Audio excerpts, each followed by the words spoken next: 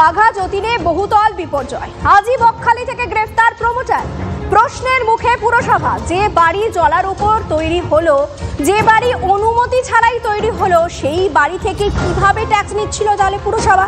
এ নিয়ে টানাপোড়েনের মধ্যেই বিস্ফোরক অভিযোগ করেছেন বিজেপি নেতা কলকাতা পুরসভার কাউন্সিলর সজল ঘোষ। তিনি বলছেন সতীর্থ কাউন্সিলর 109 নম্বর ওয়ার্ডের তৃণমূল কাউন্সিলর অনন্যা বন্দ্যোপাধ্যায়ের বেআইনি বাড়ি।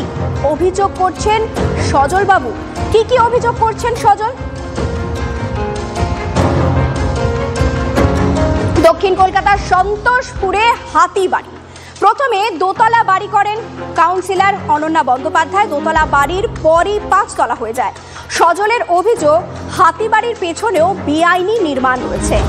বাড়ি ভাঙার অর্ডার হলেও পরে লিগ্যাল করে দেওয়া হয় বলে অভিযোগ সজলের।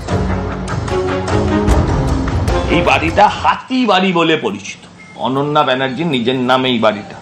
দোতলা বাড়ি, কোনো রকম কোনো লিগ্যাল পেপার ছাড়া সেই বাড়িটা পরবর্তীকালে 5 তলা হয়ে যায়। তারপরে পেছনের জমিটা কেনেন, অ্যামালগামেশন হয়। পেছনের জমিটা কিনে সেই বাড়িটা টোটালি ইল্লিগাল ভাবে দাঁড় করানো হয়।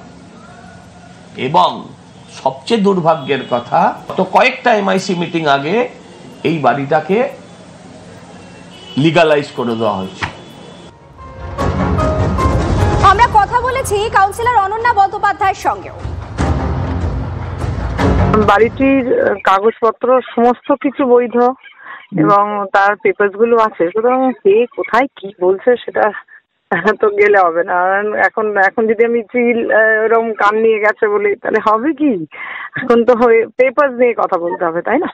সুতরাং যা আমার যদি মনে হয় যে এটার গুরুত্ব আছে, তাহলে আমি কাগজ দিয়ে কথা বলবো। এবং আমার কাছে সমস্ত বৈধ কাগজ আছে। আমি আবারও বললাম, কলকাতা কর্পোরেশন, রাজ্য সরকারে যা বাড়ি নির্মাণ করতে গেলে যা পেপারস লাগে, সেই আইনি প্রত্যেকটি কাগজপত্র আছে। আমাদের সঙ্গে আমাদের প্রতিনিধি রয়েছেন সায়ন্ত। সজল ঘোষ একেবারে সরাসরি অভিযোগ করছেন অনন্যা বন্দ্যোপাধ্যায়ের বিরুদ্ধে, আর অনন্যা বন্দ্যোপাধ্যায় পাল্টা বলছেন আমার কাছে যা ডকুমেন্টস আছে আমি শো করতে পারি এবং সেটা সবটাই বৈধ। এই মুহূর্তে তরজা কোন পর্যায়ে? দেখো, স্বাভাবিকভাবেই কলকাতার বুকে সন্তোষপুর এভিনিউ 103 নম্বর ওয়ার্ডে এই বাড়িটি কি এখন সবথেকে চর্চার বিষয়। কারণ এই বাড়িটি হাতিবাড়ি। কার বাড়ি? কলকাতা পুরসভার নথি বলছে কলকাতা পুরসভার কাউন্সিলর অনন্যা বন্দ্যোপাধ্যায়ের বাড়ি। আর সেই বাড়ি এখন রাজনৈতিক চর্চার অন্যতম কেন্দ্রবিন্দুতে পরিণত হয়েছে। স্বাভাবিকভাবেই প্রথম যে ফ্লোরটা, যেটা বিজেপি তরফে অভিযোগ করা হয়েছে, প্রথম ফ্লোরটা অনন্যা বন্দ্যোপাধ্যায় তৈরি করলো, পরপর 3, 4, 5 কিন্তু সম্পূর্ণ অবৈধভাবে তৈরি করা হয়েছে।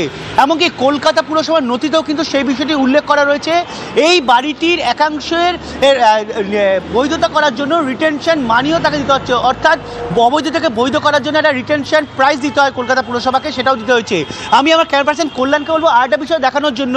ঠিক এই বাড়িটি ঠিক পেছন দিকে যে অংশটির কথা বলছে, সেই পেছন দিকের অংশটি অবৈধভাবে তৈরি করা হয়েছে বলে বিজেপি তরফে অভিযোগ করা হয়েছে। যেখানে তুমি সিঁড়ি দেখতে পাচ্ছ, ওই অংশটিতে জমি কিনে নতুনভাবে তৈরি করা হয়েছে। অর্থাৎ এই অ্যামালগেশন, অর্থাৎ দুটো জমির ওপর দুটো বাড়ি এক করে দেওয়া হয়েছে একটা ঠিকানায়। মূলত এটা কলকাতা পুরসভার নথিতে বেআইনি বলে উল্লেখ করা হচ্ছে। এবং সজল ঘোষ কিন্তু সরাসরি এই বাড়িটিকে অবৈধ এবং বেআইনিভাবে তৈরি করা হয়েছে বলে দাবি করছেন। কলকাতা পুরসভার কিন্তু তথ্য বলছে এই বাড়িটিকে নিয়ে কলকাতা পুরসভার মেয়র পরিষদের বৈঠকেও চরম উত্তপ্ত পরিস্থিতি তৈরি হয়। বেশ কয়েকজন এমআইসি এই বাড়িটিকে অবৈধ থেকে কেন বৈধতা দেওয়া হচ্ছে তা নিয়ে সরব হয়েছিলেন মেয়রের সামনে। মেয়র কিন্তু বেশ কিছু অংশকে বৈধতায় সই করেও পরে বিষয়টিতে স্টপ রাখে। অর্থাৎ কাজ চলছে, কিন্তু যে ধরনের কাজ চলছিল সেটা বন্ধ রয়েছে। কিন্তু একের পর এক কাজ হবাতে এই বাড়িটি এরকম প্রাসাদ প্রম অবস্থায় পরিণত হয়েছে। তুমি দেখতে পাচ্ছ বিরাট আকার একটি হাতির মুখ এবং গোটা বাড়িটি একটি প্রাসাদের মতো চেহারা নিয়েছে। এই বাড়িটি কলকাতা পুরসভার একজন কাউন্সিলরে কিভাবে হতে পারে সেটাই কিন্তু এখন বড়সড় প্রশ্ন। আর এটাই কিন্তু বিজেপির কাউন্সিলর সজল ঘোষ প্রশ্ন তুলছেন, যেখানে বিদ্যাসাগর কলোনিতে সজল ঘোষ যে অভিযোগ করছেন সেই হাতিবাড়ির সামনে এই মুহূর্তে আমাদের প্রতিনিধি দাঁড়িয়ে রয়েছেন। কিন্তু সজল ঘোষের নির্দিষ্ট অভিযোগটা কি আপনাদের আরো একবার শোনান।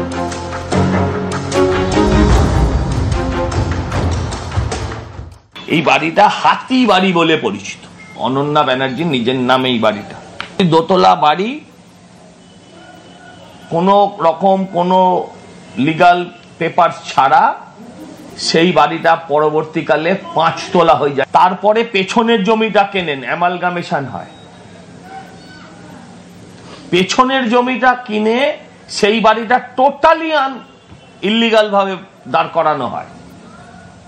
এবং সবচেয়ে দুর্ভাগ্যের কথা, তো কয়েকটা এমআইসি মিটিং আগে এই বাড়িটাকে লিগালাইজ করে দেওয়া হয়েছে।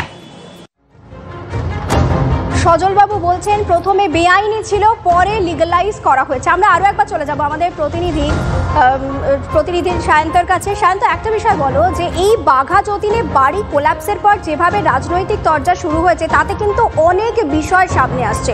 তাহলে আগামী দিনে আরো কি কি সামনে আসতে চলেছে? দেখো, এটাই কিন্তু প্রশ্ন যে যেভাবে কলকাতা পুরসভার একজন কাউন্সিলরের বাড়ি বিজেপির তরফে অভিযোগ মর্মে সামনে নিয়ে আসা হলো, বলা হচ্ছে বেআইনি বাড়ি, এই ধরনের প্রাসাদক্রম বাড়ি হোক বা বেআইনিভাবে তৈরি বাড়ি, সেইটা কিন্তু সামনে আসবেই।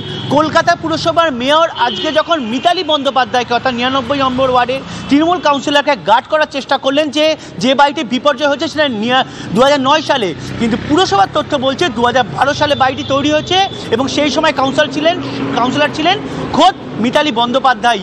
অর্থাৎ গোটা বিষয়টি যদি দেখা যায়, তুমি দেখতে পারবে যে কাউন্সিলরদের যদি ভূমিকা না থাকে, কাউন্সিলরদের যদি হাত না থাকে, তাহলে কিন্তু কলকাতা শহরে একটাও বেআইনি নির্মাণ হবে না। যতই কলকাতা পুরসভার মেয়র দাবি করুক না কেন যে মেয়ররা এই ঘটনার পেছনে থাকে না, কিন্তু দেখা যাচ্ছে যেখানে কলকাতা পুরসভা কাউন্সিলরের নামে এই বাড়ি রয়েছে, 199 নম্বর ওয়ার্ডে যে বাড়িটা তৈরি হচ্ছে সেখানেও বলা হচ্ছে মিতালি বন্দ্যোপাধ্যায়ের বিরুদ্ধে সরাসরি অভিযোগের আঙুল উঠছে। অর্থাৎ সব জায়গায় কোথাও না কোথাও প্রত্যক্ষ হোক বা পরোক্ষ হোক কাউন্সিলর কিন্তু যুক্ত রয়েছে। আর এটাই কিন্তু আগামী দিন আরও বাড়বে কলোনি এলাকায় যদি এই রকম বিপর্যয় আরও ঘটে। ধন্যবাদ সায়ন্ত। কথা বলছিলাম আমাদের প্রতিনিধি সায়ন্তর সঙ্গে। এই গতকাল যে বাঘা যতীনের ঘটনা ঘটলো এবং তারপর থেকে কিন্তু একাধিক প্রশ্ন আসতে সামনে করেছে। আজ সকালেই এলাকা পরিদর্শনে যান কলকাতার মেয়র ফিরহাদ হাকিম এবং পরিদর্শনের পর তিনি কি বলছেন আপনাদের একবার শোনাই। এটা একটা ইঞ্জিনিয়ারিং ফল্ট হয়েছে। পৌরসভাকে না জানিয়ে